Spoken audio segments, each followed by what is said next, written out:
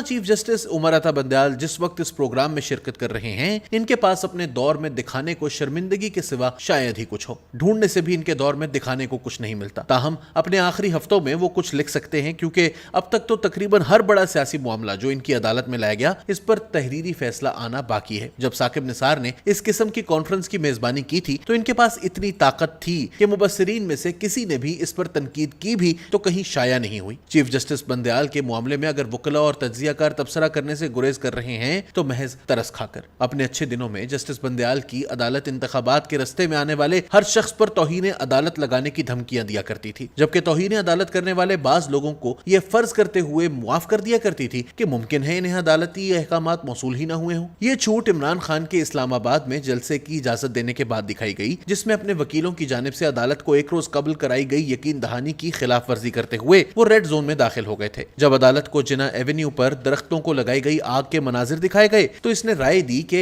मुमकिन है दरख्तों को आग आंसू गैस के असरात को जायल करने के लिए लगाई गई हो। आजकल अदालत अपनी हुक्म दूली पर तौहीन अदालत का जिक्र करने की जहमत नहीं करती, क्योंकि अब इसकी तौहीन होना मामूल बन चुका है। एक वक्त था जब कानून जवान था, जब वज़राए आला को इस वक्त तक कोई बामानी फैसला लेने से मना कर दिया करता था जब तक कि अदालत आइन की तशरीह के नाम पर कोई ऐसी तरमीम ना कर ले जिससे पीटीआई की मुखालिफिन पर बरतरी मुमकिन हो सके, और फिर वो असेंबलियां तहलील करते। ऐसे फैसले भी सुनाए गए जिनमें हमें बताया गया कि चाहे कुछ भी हो जाए इंतखाबात होकर रहेंगे, और ये भी कि अदालत ऐसे सरकारी मुलाजमीन ढूंढ लेगी जो असेंबलियों के इंतखाबात करवाने का आईनी तकाजा पूरा करने के लिए फंड्स का बंदोबस्त करेंगे। अब हम एक ऐसे दौर से गुजर रहे हैं जहां सुप्रीम कोर्ट के इंतखाबात से मुताल्लिक सुनाए गए एक भी फैसले पर अमल दरामद नहीं हुआ, और बजाय इसके कि सुप्रीम कोर्ट तौहीन अदालत की धमकी देती, हमारे चीफ जस्टिस हमें ये याद करवाने तक महदूद होकर रह गए हैं कि इनके पास बहरहाल महज इखलाकी अथॉरिटी ही तो है। ये भी एक ऐसे वक्त में कि जब आने वाले चीफ जस्टिस ने कम अज कम 1 दर्जन अवामी खतूत में लिख लिख कर इन्हें याद दिलाया है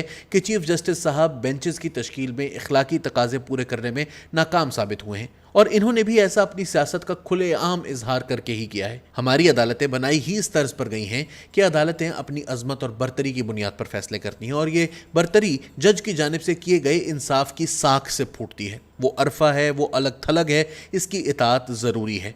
हमारे साबिक चीफ जस्टिस साहिबान भी इसी बुजुर्गी और बड़ाई पर इन्हसार करते रहे हैं, तब भी जब उनके पास इसके अलावा दिखाने के लिए कुछ नहीं बचा था। इफ्तिखार मोहम्मद चौधरी और साकिब निसार अपने अदालती लिबास में गरजते और बेंचों से बरसते रहे। अपनी शान में कमी आती महसूस होती तो लोगों को तौहीन अदालत की कार्रवाई की धमकियां देते, मगर डिजाइन जितना भी अजीमुशान हो, इसकी कुछ हदूद होती हैं। इसकी शान और शौकत महज गरज चमक दिखाने और इसके बाद पीछे हटने की बुनियाद पर बरकरार नहीं रह सकती, जैसा कि हमने बंदयाल कोर्ट में भी देखा। गुज़िश्ता हफ्ते हमारे आर्मी चीफ एक ज़रूरी पॉलिसी सरबराही इजलास से खिताब कर रहे थे, जहां वजीर आजम भी मौजूद थे। वजीर आजम तो मौसूफ की तारीफें करते रहे और इनके बगैर स्टेज पर जाने तक से इनकार कर दिया। इसके बाद वजीर आजम ने तमाम मेहमानों के सामने नए दौर की काश्तकारी के इकदाम के बारे में एक हैरत अंगेज ऐलान फरमाया, जो शायद पाकिस्तानी सियासत को अच्छी तरह ना समझने वालों को टाइपिंग की कोई गलती लगता, क्योंकि ऐलान ये था कि ये बहुत बड़ी ज़रूरी स्कीम वजारत ज़राअत या प्लानिंग कमीशन ने नहीं शुरू की थी, बल्कि ये दरअसल फौजी फाउंडेशन का एक मंसूबा था। साहिबान इल्म इन नौ मौज़ूओं की तस्हीह करते हमें बताया गया है कि असल चीफ ने इस इज्तिमा में एक शानदार तकरीर की, जिसमें कुरान मजीद से अरबी ज़बान में फ़िल बदी हवाले भी मौजूद थे, जिन्हें सामईन की सहूलत के लिए इन्होंने उर्दू में तर्जुमा करके भी सुनाया। इन्होंने मुल्की मईशत पर बात की और ऐसे आदादो शुमार पेश किए जिनकी मदद से इन खदशात को झुटला दिया गया कि हम तबाही के दहाने पर पहुंच चुके हैं। हकीकी चीफ साहब से मुतालिक रिपोर्ट किया गया कि इन्होंने फरमाया है कि मुसलमान की ज़िंदगी में 2 ही रस्ते होते हैं, मुश्किल वक्त में सब्र का मुजाहिरा करे और आजमाइशों का मुकाबला करे, और खुशहाली के वक्त में खुदा की रहमत के लिए शुक्रगुजार होते हुए बुर्दबारी का मुजाहिरा करे। ज़माना तालिब इल्मी में हम अपनी यूनिवर्सिटी में फ़र्जी अदालत लगाया करते थे। सब वकीलों वाला लिबास पहनकर खड़े हो जाते और अपने अपने कॉज को हक पर साबित करने की हत्तुल वसा कोशिश करते। हम में से बाज़ तुलबा जजेस बन जाते और यूनिवर्सिटी की म्यूजिक या आर्ट्स एंड ड्रामेटिक सोसाइटी से विग लेकर पहन लेते। किताबी इल्म से ज्यादा शगफ रखने वाले साथी छोटी से छोटी तफसील पर भी गहरी तवज्जो देते और पूरे अमल को निहायत संजीदगी से लेते। मगर इस सारी मश्क का हकीकी जिंदगी से एक बुनियादी फर्क होता था। हम जो भी फैसला कर लें, हकीकत में इसकी की कोई वक़्त नहीं होती थी। हमारे फैसलों पर कोई कान नहीं धरता था और हम तवक्को भी यही रखते थे। हमने फर्जी तौर पर किसी मामले के हक में या इसकी मुखालिफत में जो भी मौक़िफ़ अपनाया, अगरचे वो खासा हकीकी लगता होगा मगर महज फर्जी मफादात की नुमाइंदगी करता था। चीफ जस्टिस बंदयाल ने हमारी सुप्रीम कोर्ट का भी यही हाल किया। असल चीफ साहब ने हम सबको जो सबक ज़राअत पर कॉन्फ्रेंस के दौरान दिया, चीफ जस्टिस बंदयाल को ये बहुत पहले सीख लेना चाहिए था।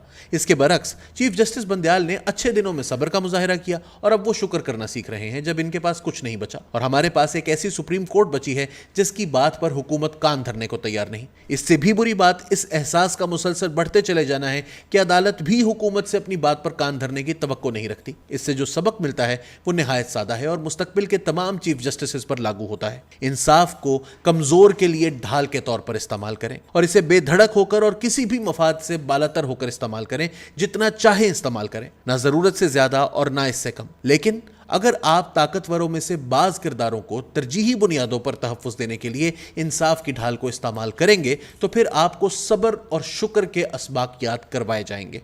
ये असबाक आपको आपकी मुद्दत मुलाजमत के बिल्कुल आखिर में भी पढ़ाए जाएं तो भी हकीकी चीफ के पढ़ाए गए असबाक की गूंज आपके बाद भी सुननी जाती रहेगी। उस वक्त जो आंसू निकलेंगे उनका सबब आंसू गैस नहीं होगी और जो कुछ भी जल रहा होगा इसके जिम्मेदार आप होंगे।